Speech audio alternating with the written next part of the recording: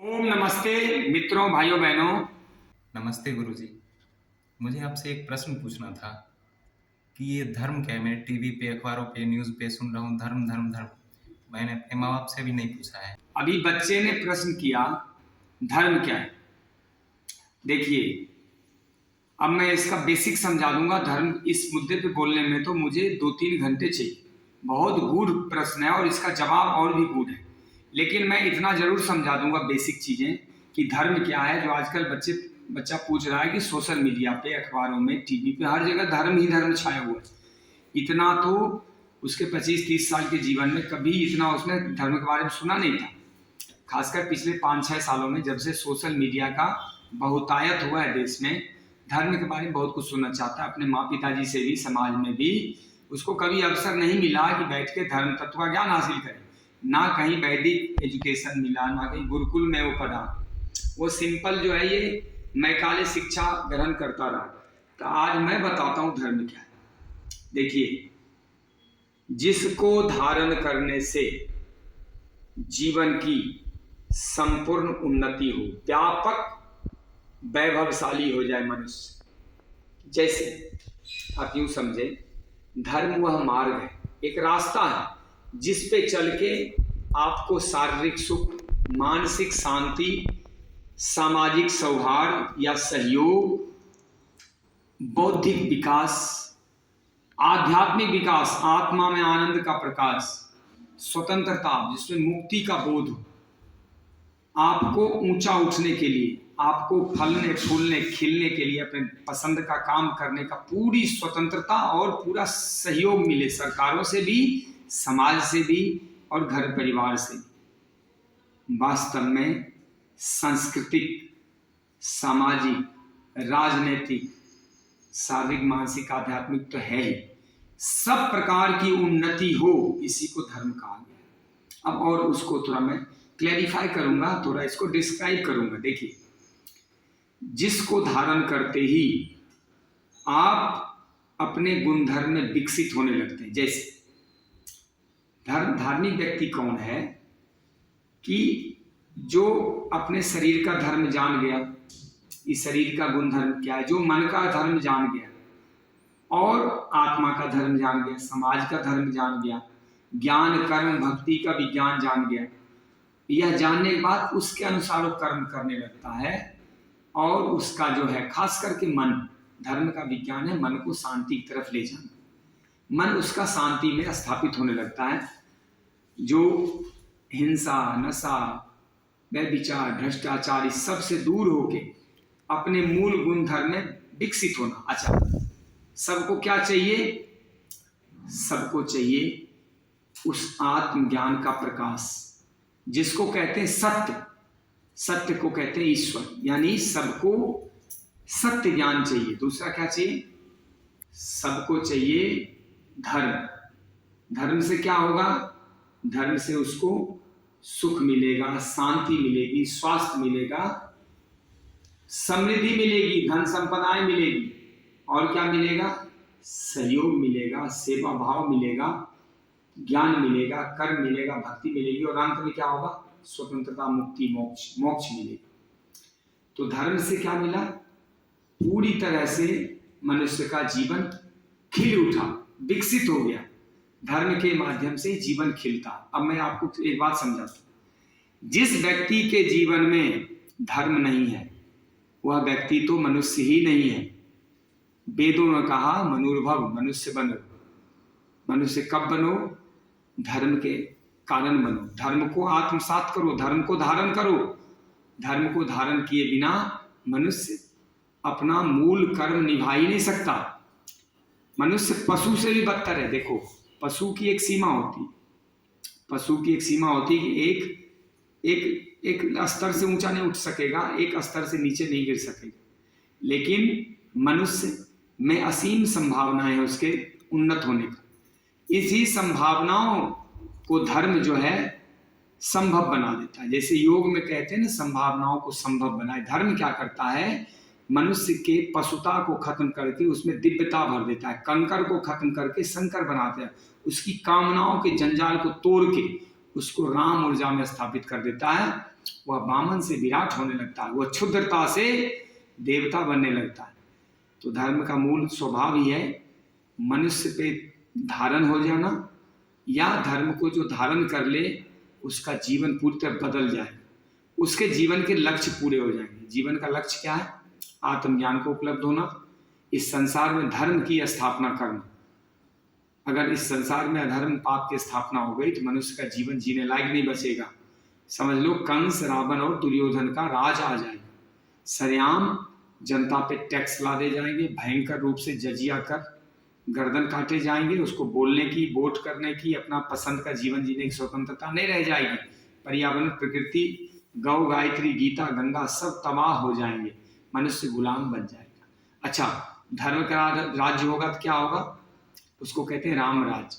सब लोग अपने अपने गुण धर्म में विकसित होंगे, हर जगह न्याय, सत्य, प्रेम, शांति का शासन होगा। धर्म हर जगह आपको गीत गाता मिलेगा। धर्म के जो स्तंभ हैं वो 4 हैं: सत्य, तप, दया और दान। धर्म के 4 स्तंभ याद रखिएगा: सत्य, तप, दान और दया। ये चारों भाग खुल के गीत गाते आनंदित होते हैं। अब मैं आपको दूसरी तरफ थोड़ा ध्यान दिलाता हूं कि धर्म को गोस्वामी जी ने कहा रामचरितमानस में, पर हित सरस धर्म नहीं भाई, पर पीरा सम नहीं अदमाई। मतलब जिससे दूसरों का हित हो, औरों के हित जो जीता है, औरों के हित जो मरता है, औरों के हित जो जीता है, औरों को हित जो मरता है, उसका हर आंसू रामायण, प्रत्येक कर्म ही गीता है। वह उसका जीवन ही पूरा रामायण और गीता है। तो जिससे दूसरों का हित हो, दूसरों को लाभ मिले, शांति मिले, सुख मिले, प्रेम मिले, आनंद मिले, समृद्धि मिले, वही धर्म है। और जिससे दूसरों की हानि हो, जिससे दूसरों को दुख पहुंचे, दूसरों का के खिलाफ हिंसा हो, वह सब अधर्म है। चाहे वो नशा हो, भ्रष्टाचार हो, व्यभिचार हो, पशु बलि हो, पर्यावरण प्रकृति का विनाश हो, सब है।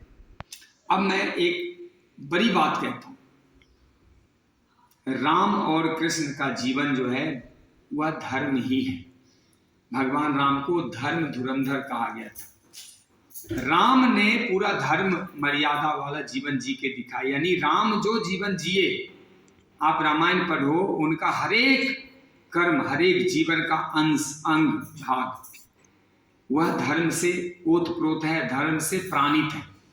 इसी प्रकार भगवान कृष्ण ने जो कर्म किए, जो हमें सिखाया, वह सब धर्म और आपके जीवन के मर्यादा अनुसार काम थे।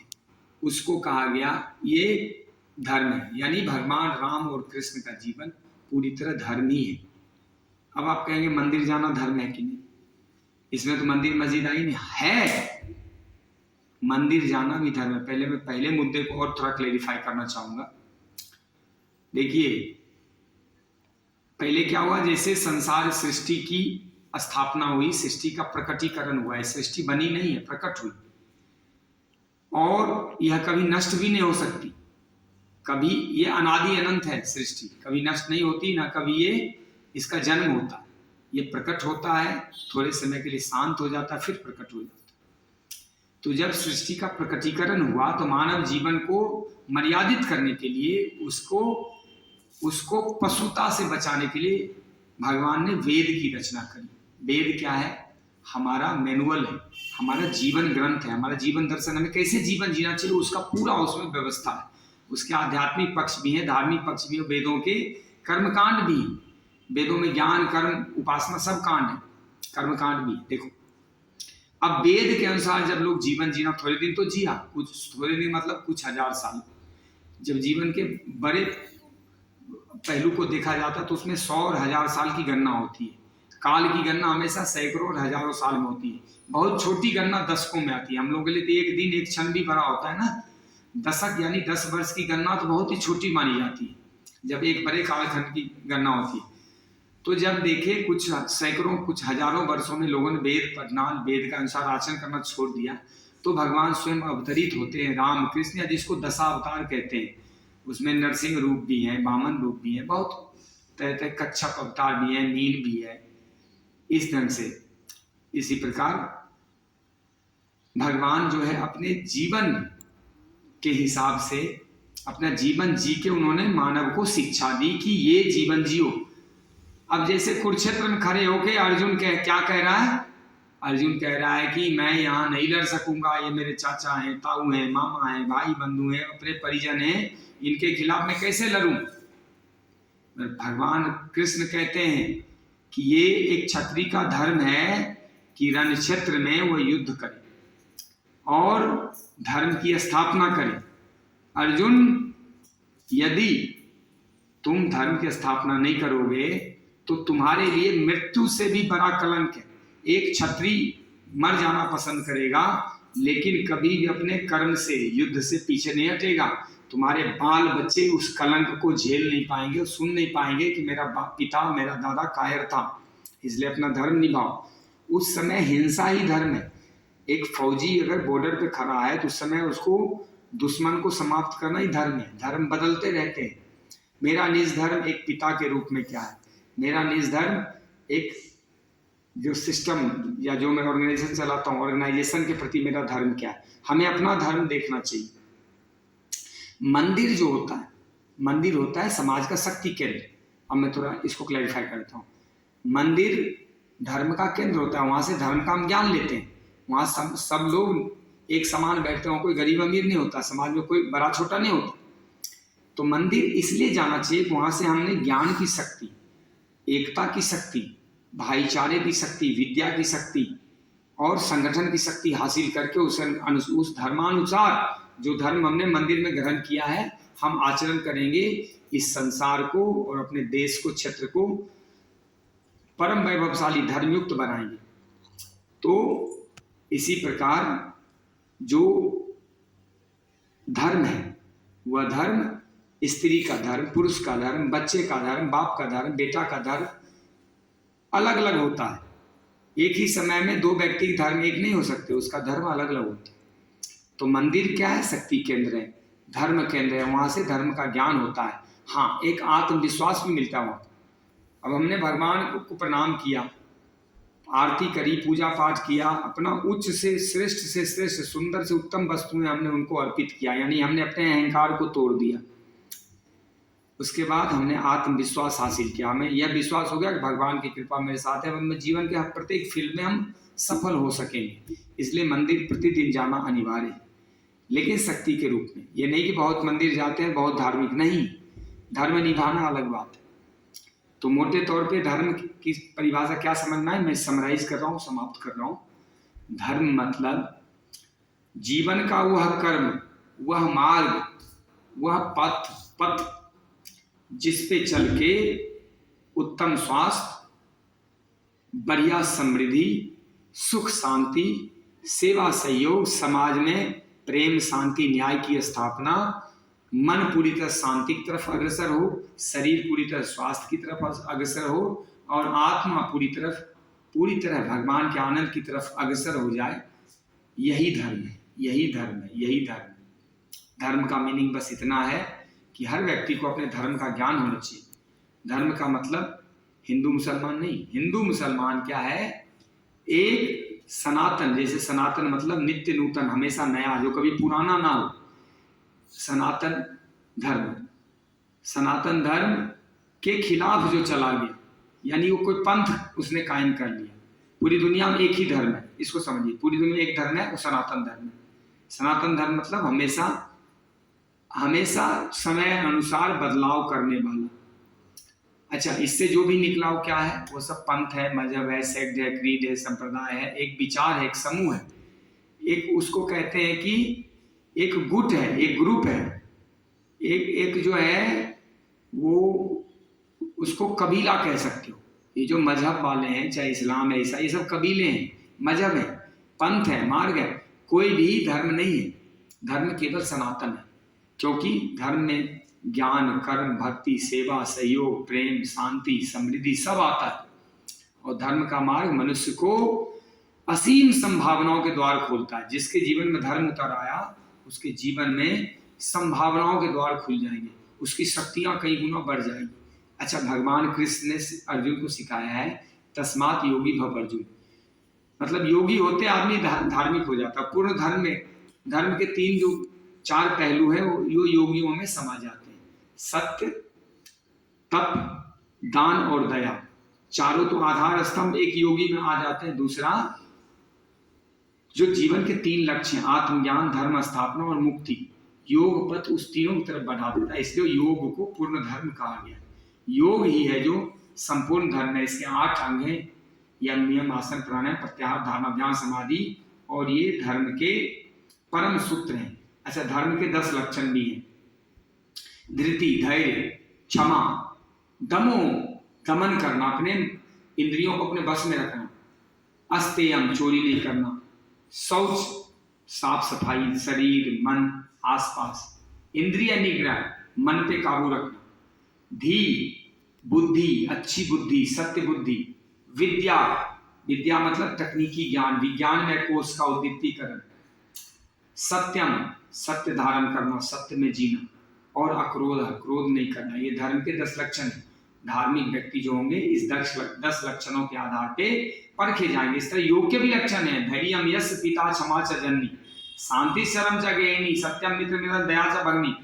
धैर्य जिसका पिता है, क्षमा जिसकी माता, शांति जिसकी स्त्री है, दया जिसकी बहन है, सत्य जिसका मित्र है, दिशा विवसनम, दिशाओं में भ्रमण करना है जिसका बसन है, वस्त्र है, और ज्ञानम पानम च भोजनम, ज्ञान का अमृत पाना ही जिसका, पीना ही जिसका आहार है, वही योगी है, वही योगी है, वही योगी। अब देखो, धर्म और योग एक पथ पे आगे के नहीं, यानी धर्म और योग अलग नहीं है। धर्म ही पूर्ण योग है और योग ही पूर्ण धर्म है, और योग के बिना धर्म की सिद्धि नहीं होती। हमारा अंतिम लक्ष्य होता है मुक्ति, मोक्ष। हम मोक्ष को प्राप्त हो जाएं, हम स्वतंत्र हो जाएं, हम उन्मुक्त हो जाएं, और यह प्राप्त होता है धर्म की। आध्यात्म भी धर्म से निकला है। धर्म के बिना अध्यात्म भी संभव नहीं, जिसको कहते हैं आत्मा का विज्ञान, आत्मा से अधिक ऊंचा, वो भी धर्म का ही। मूल तो धर्म ही है, जीवन का हर अंग धर्म ही है। लोगों ने जिसने धर्म छोड़ दिया, समझो उसका जीवन हाथ से गया। इसलिए धर्म की कभी नहीं मर्यादा तोड़नी है, जीवन को धर्म बना लो। जीवन का हर एक कर्म हमारा धर्म होना चाहिए। हम हर कर्म में हम ये देखें मेरा धर्म क्या कहता है, मेरा निज धर्म क्या, उसको निभाएं, अगला नहीं निभा रहा उसको छोड़ दो। कभी आपके जीवन में कोई दिक्कत आएगी नहीं, और आएगी तो आप पूर्ण विजय को उपलब्ध हो जाएंगे। देखिए, धर्म एक शिक्षा है, यह शिक्षा आपको हासिल करनी पड़ती है। किसी भी व्यक्ति के जीवन में बिना शिक्षा के धर्म नहीं उतर सके। वो कोई अपवाद छोड़ दें, धर्म बिना शिक्षा के संभव नहीं है। जिस प्रकार प्रेम एक शिक्षा है, संसार के मोह और वासना को हम प्रेम नहीं कह सकते, उसको प्रेम कह के धोखा खाते हैं। इसी प्रकार जो धर्म है वह एक केंद्रीय विद्या है। वह एक बार मानव के जीवन में उतर आया तो फिर कभी भी मनुष्य को अपने निज धर्म से कोई डिगा नहीं सके। तो पहले जो था ना, यह ब्रह्मचर्य आश्रम में जो जीवन के 25 वर्ष प्रथम थे, उसमें धर्म शिक्षा भी था, योग शिक्षा, तकनीकी शिक्षा, कौशल ज्ञान, खेतीबाड़ी करने की शिक्षा, और अकेले स्वतंत्र जीवन जीने की शिक्षा, युद्ध करने की कला इत्यादि सब विद्या थी। साथ में धर्म शिक्षा भी था, योग शिक्षा भी था। लेकिन मैकाले शिक्षा के कारण या देश में मुसलमानी अत्याचार के कारण हिंदुओं का जो वैदिक शिक्षा है वो गुरुकुल प्रणाली समाप्त कर दिया गया, जिसके कारण धर्म विहीन हो गया हिंदू समाज। और आज इसकी बेटियां बोटियां तक कट रही है, इसके संपत्ति लूटे जा रहे हैं, बड़े ही दुखद अवस्था में जी रहा, और इसमें जीवन दुनिया भर का स्वार्थ, लालच, कायरता, आत्मबोध की कमी, राष्ट्रबोध, धर्मबोध की कमी आ गई है। ये कारण कहाँ से है कि धर्म का ज्ञान नहीं, इसलिए अधर्म का ज्ञान अपने आप हो जाता है। इसलिए धर्म की शिक्षा बहुत जरूरी है। अपने बच्चों को धर्म की शिक्षा जरूर दीजिए। धर्म का मूल ग्रंथ होता है वेद, और वेद का जो सारांश है, निचोड़ है, वह रखा होता है दर्शन में, यानी वेदांत। वेदांत धर्म का, वेदों का निचोड़ है। अच्छा, वेदांत की जो आत्मा है वह रखी हुई है गीता। तो कम से कम एक गीता जरूर बच्चों को पढ़ाइए। योग वशिष्ठ भी पूर्ण धर्म है। भगवान राम और गुरु वशिष्ठ के बीच में चर्चा है, संवाद है, बहुत ही अद्भुत ग्रंथ है। रामायण भी धर्मयुक्त ग्रंथ है, उसमें सब कुछ है, सब सारे पहलू हैं जीवन के। तो आप कोई न कोई शिक्षा के माध्यम से अपने जीवन में धर्म को उतारिए। धर्म शिक्षा के बिना मनुष्य ही नहीं है, वो पशु से बदतर है। वो कोई भी धर्म नहीं निभाएगा, ना वो पुत्र धर्म निभाए, ना आगे चल के कोई जिम्मेदारी निभाने वाला है। वो मशीन बन के धन कमाएगा, और धन कमाने के लिए किसी का खून करना पड़े, मर्डर करना पड़े, सरकार की संपत्ति बेच देनी पड़े, वो सब करेगा, कुकर्म करेगा। कोई भी कुकर्म बचेगा नहीं। और धर्म शिक्षा यदि व्यक्ति का आ गया तो गरीबी अभाव में जी लेगा, कभी वो भ्रष्टाचार उठपटांग काम में प्रवृत्त नहीं होगा, क्योंकि उसके माथे में वेद और गीता जो है वह संगीत और नृत्य कर रहे होते हैं। तो धर्म शिक्षा बहुत जरूरी। धर्म शिक्षा के बिना जीवन नहीं। बच्चों में 10 साल 12 साल 13 वर्ष से पहले बच्चों को गीता, वेदांत, उपनिषद, योग, वशिष्ठ, रामायण, इस सब की शिक्षा दे देनी चाहिए। कुछ नहीं लगता, 10 पेज भी अगर साल में 1 महीना 10 पन्ने अगर रोज पढ़ें तो 1-2 महीने में आप पढ़ जाएंगे और रामायण गीता समाप्त की जा सकती बच्चों के साथ। जय श्री राम। ओम।